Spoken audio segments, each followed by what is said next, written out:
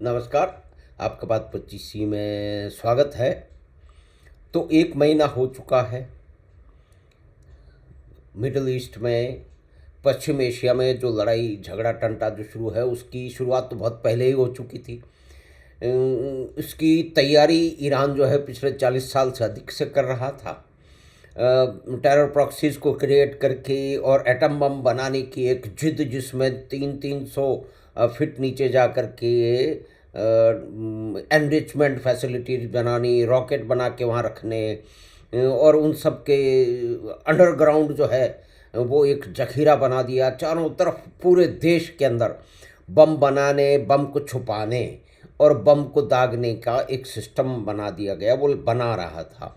क्योंकि उनको इस क्षेत्र पे जो है वो कब्जा करना है, कंट्रोल करना है, उनके हिसाब से ही चलेगा। टेरर प्रॉक्सीज क्रिएट कर रही हैं, हमास है और जो हिजबुल्लाह है और हुतीज हैं। उन्होंने इस क्षेत्र में विशेष रूप से इजराइल के लिए कितनी जो है वो परेशानी, और सारी दुनिया के अंदर जो है वो आतंकवाद को फैलाने में, उसामा बिन साहब के बच्चे अब कहाँ रहते हैं? ईरान में ही रहते हैं। और ईरान में ये भी बात है कि इजराइल का अगर कोई खुफिया तंत्र, उनका जासूसों का तंत्र सबसे अधिक प्रभावशाली है, भीतर तक घुसा हुआ है, गली कूचे हर शहर गांव में घुसा हुआ है, हर बिल्डिंग, हर कैफ़े, हर जो है वो खाने पीने की दुकान में घुसा हुआ है, हर घर में घुसा हुआ है, तो वो ईरान में ही घुसा हुआ है। क्योंकि इसके बहुत सारे कारण हैं कि इतने सारे एसेट्स हैं इजराइल के ईरान में, तो कुछ तो गड़बड़ होगी। वहाँ की समस्या कुछ तो होगी कि ये जो उनकी जो रिजीम है, जो आतंकवाद को फैलाने वाले जो शासनकर्ता हैं, जो कि बहुत ही पूरी तरह से बहुत ही विचित्र किस्म के कठमुल्ला हैं, और जो है वो जो आए थे 79 में, जिनका भारत से संबंध था, यानी कि उत्तर प्रदेश से बाराबंकी वगैरह कहीं से संबंध था। अताउल्ला रोहिल्ला खुमैनी 1979 में, जो कि पेरिस में रहते हुए आए थे। तो यानी कि ये जो पूंजीवादी देश हैं, जो प्रजातंत्र हैं, वो इस तरह के लोगों को वहाँ रखते हैं। और फिर वहाँ पे वो पहुँचे और फिर उनका शासन तंत्र शुरू हो गया। उसकी शुरुआत में ये कहना आवश्यक है कि अताउल्ला रोहिल्ला खमेनी 1979 में जो वहाँ पे पहुँचे, जो उथल पुथल हुई, उसकी झाड़ू लगाना, उसकी तैयारी करना ईरान के वामपंथियों ने किया था। और जब ये अताउल्ला साहब और उनके साथी वहाँ पे शासन में बच गए, तो कहते हैं कि करीब 3,000 वामपंथी, ईरान के वामपंथी जो थे, उन्हें समाप्त कर दिया गया। वो कभी दिखाई नहीं दिए, हवा हो गए, गायब हो गए। तो इसी तरह से सारे इजराइल को गायब करने की पूरी प्लानिंग ईरान की रही है, और उसमें कोई वो छुपाता भी नहीं है। वो कहता है कि हम बम बनाएंगे, इस्लामिक बम, यानी कि इस्लाम का एटम बम। इसकी पाकिस्तान ने भी परिकल्पना की है। उसको बनाने के लिए सभी लोगों ने, लीबिया के से पैसे मिले, कहते हैं कि सद्दाम से भी मिले। तो ये तो दो जो ये क्षेत्र लगातार युद्ध की स्थिति में क्यों रहा है? क्यों ईरान और इराक 10 साल तक लड़ाई लड़े? कहते हैं कि दसियों लाख लोग मर गए वहाँ पे। किस लिए लड़ाई लड़ी? और फिर जो है किस किस तरह की बातें हैं कि 700 1,000 तेल के कुओं में कभी आग लगी हुई थी जब ईरान और इराक की लड़ाई हो रही थी। उसके बाद के अंदर फिर खाड़ी की क्राइसिस हुई थी। यानी कि इस क्षेत्र में कुछ विशेष कुछ विशेष है, जो कि हमेशा झगड़े टंटों को उत्पादन करता है, उनको बढ़ाता है, और आतंकवाद को पोषित करता है। उसका एक ध्येय ये है कि तेल की जो आय हो रही है, बहुत कुछ मुल्कों में, सब पे नहीं, कुछ तो जैसे दुबई है, दुबई का तो ऑयल रेवेन्यू तो प्रतिशत भी नहीं है। यानी कि वो दूसरी उनकी जो कमाई है, वो वहाँ करीब 80,000 करोड़पति और अरबपति रहते हैं उनका। और फिर फाइनेंशियल ट्रांजैक्शन है, और फिर टूरिज्म है, और फिर जो जो ट्रेडिंग का हब है, उससे उनकी कमाई होती है। लेकिन ईरान ने अपनी जो भी वेल्थ है, ऑयल वेल्थ है, उसको झोंक दिया जो है वो आतंकवादियों को, हमास, हुजबुल्लाह, हूती को तैयार करने में। और 300 फीट 400 फीट नीचे ज़मीन में, पहाड़ों में सुरंगें खोद के एटम बम बनाने की जो उनकी जिद्दोजहद है, जो कि एक पागलपन की हद तक चला गया। अच्छा ये जो उनके शासक हैं वहाँ पे कोई चुनाव फुनाव तो होते नहीं हैं, यानी कि वो उनके विल को तो एड्रेस करते नहीं हैं, उनको रिप्रेजेंट करते नहीं हैं। और जैसे ही और कमांड स्ट्रक्चर जो है ईरान में वो ध्वस्त हो चुका है।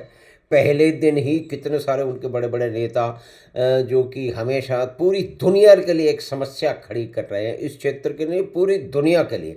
अब स्ट्रेट ऑफ हॉर्मुज जो है उसको वो कहते हैं, वहाँ से चौथ वसूल रहे हैं कि हम सारी दुनिया को हम परेशान कर देंगे।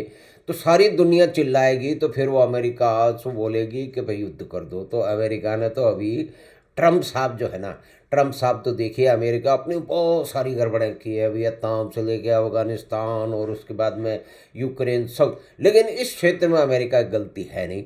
ये जो वामपंथियों का बिठाया हुआ एक लंबा पुराना प्राचीन है कि ऑयल ऑयल है, अमेरिका के पास बहुत ऑयल है। अच्छा फिर ऑयल वो कोई मुफ्त में खरीद रहे हैं? जिन देशों में ऑयल निकला है उसको ऑयल को खोद करके उसको रिफाइन करके उसको स्टोर करके और उसको बेचना, स्टोरेज करना, उसकी ट्रेडिंग करना कोई आसान काम है ना? तो ये तो मिली जुली बात है भाई, उनके पास तेल की वो थी तो फिर बाकी लोगों के पास टेक्नोलॉजी थी। ये तो सिर्फ 120 साल की तो बात है ना, 1908 और उसके पहले क्या था वहाँ पे। और फिर अगर ये बनते नहीं, कंबस्शन इंजन नहीं बनते तो फिर तेल का क्या होता। तो ये जो एक है कि वो अमेरिका हर जगह तेल सूंघ के पहुंच रहा है, तो बिल्कुल एनर्जी सिक्योरिटी है। अब वो कह रहा है कि भाई अब हम आप संभाल लो, नाटो को कह रहा है कि आपको कॉस्ट देनी पड़ेगी, और गल्फ के कंट्रीज़ को कह रहा है कि अगर मैं यहाँ काम करता हूँ तो मुझे कॉस्ट देनी पड़ेगी, भाई आप संभाल लो, हमने जो करना था कर दिया। अब आप जानो अगर हुर्मुज, स्ट्रेट ऑफ हुर्मुज खुलता है, तेल जाता है, तेल आपको चाहिए तो मैं दे देता हूँ, अगर आपको वहाँ से चाहिए तो उसकी समस्या आप सॉल्व करो। यानी कि मैं आपकी लड़ाई लड़ रहा हूँ तो कम से कम आप मुझे कॉस्ट तो दो, उसकी उसकी जो कीमत है वो तो दो। मैं अपने एसेट बर्बाद कर रहा हूँ, हमने वहाँ पे कितना इन्वेस्टमेंट किया है आपको रोकने के लिए, मतलब आतंकवादियों से बचाने के लिए। और ये देखिए कि असल में तो ये 7 अक्टूबर 2023 को जो एक हमला हुआ था इज़राइल में, 1200 से अधिक नागरिकों और सैनिकों को इन हत्यारों ने, आतंकवादियों ने, जिनको मुख्य रूप से तैयार किया था ईरान ने, उसका एक उत्तर है। और दूसरी बात यह है कि पिछले दिनों ये जिस तरह से यूरेनियम को एनरिच करते करते 60% से ऊपर ले गए हैं, तो ये कह सकते हैं कि पूरा बम तो नहीं लेकिन वो डर्टी बम बना करके इजराइल पे या दुनिया में कहीं भी फेंक सकते हैं। भाई एक देश है, उसका देश की बात नहीं है। जो लोग ईरान की संस्कृति और उसकी इतिहास की बातें कर रहे हैं ना, उनको ये मानना चाहिए कि अभी जो, इनको ये स्वीकार करना चाहिए कि अभी जो वहाँ पे तानाशाह बैठे हुए हैं, कट्टरपंथी मुल्लाडम बैठी हुई है, वो वहाँ उस संस्कृति का कोई प्रतिनिधित्व करती नहीं है। संस्कृति कोई 1400 साल की थोड़ी है, संस्कृति तो पहले भी जाना पड़ेगा। तो खैर हमारे देश में जैसे ही कोई ईरान से कोई वो बढ़ती है, भारत में और पाकिस्तान में और कुछ हद तक अब अमेरिका में भी देखिए, क्योंकि मीडिया पूरा पूरा अधिकतर वामपंथी वाचालों के हाथ है। तो ये वामपंथी वाचाल चाहे अमेरिका में हो चाहे पाकिस्तान में, तो एक अलग तरह की बीमारी हमारे भारत में भी है। कोई भी ईरान की तरफ से रॉकेट चलता है और वो जाकर के मिसाइल गिरती है दुबई में, तो खुशी की लहर दौड़ जाती है। भारत के ये तथाकथित प्रगतिशील है, ये सोचते हैं, ये चाहते हैं कि अमेरिका किसी तरह से हार जाए। उनको इस चीज़ से कोई भी मतलब नहीं है कि अमेरिका भारत का सबसे बड़ा ट्रेडिंग पार्टनर है। कोई भी यहाँ पे पूरी तरह से ये नहीं करेगा अमेरिका संत है, तो संत तो कोई भी देश नहीं। क्या चीन संत है? क्या यूक्रेन संत है? क्या रशिया संत है? नहीं। तो यहाँ संतों की तो बात ही नहीं हो रही है। आपकी बात ये हो रही है कि आपके देश का फ़ायदा किस में है, क्या बीच में जाके पंगा लेने में। जैसे हमारे जो बड़े बड़े जो पत्रकार हैं और जो तथाकथित बुद्धिजीवी हैं और जो राजनीति में भी है, वो ये चाहते हैं कि मोदी जी सुबह से शाम तक कभी इसको गाली दे कभी उसको गाली दे। यहाँ की एक मतलब एक भद्देपने की भाषा का इस्तेमाल करें, चाहे वो ट्रम्प हो, चाहे और भी कोई बात हो, और चाहे वो जो है वो खड़े हो जाए सीधे के सारा ईरान के साथ में। तो ईरान के साथ में हमारा ट्रेड क्या है? ईरान के साथ में हम कंपैरिजन करें कि हमारा मुख्य व्यापार किसके साथ है, वो अमेरिका के साथ है। अमेरिका में 50 लाख से ज़्यादा लोग, भारतीय मूल के लोग अमेरिका में बहुत ही महत्वपूर्ण परिस्थिति रखते हैं, अपनी जो है वो प्रभाव रखते हैं। और वो वहाँ पे जो एक्सपार्टिएट ग्रुप है जो कि इमिग्रेंट है उसमें सबसे अधिक सक्सेसफुल ग्रुप है। तो वहाँ तो उन्होंने तो काम किया है, उन्होंने तो मेहनत की है, भारत की परिस्थितियों के कारण वो वहाँ गए, लेकिन उनको वहाँ पे जो है वो अवसर मिले और वो आज वो एक विशिष्ट स्थिति में है कि वहाँ पे जो कॉमन अमेरिकन है यानी कि चाइनीज भी हैं उनसे एवरेज में वो ज़्यादा वो प्रभावशाली हैं, वो ज़्यादा धनी हैं, जो ज़्यादा पढ़े लिखे हैं। लेकिन इनसे वामपंथियों को, विषैले वामपंथियों को उनसे क्या मतलब है? उन्हें तो चाहिए कि जो है ना वो कैपिटलिज्म के बारे में कोई गाली देनी है या कि अमेरिका को नुकसान देना, यानी कि उसके लिए ईरान के तानाशाहों के भी साथ खड़े होने के लिए तैयार हैं।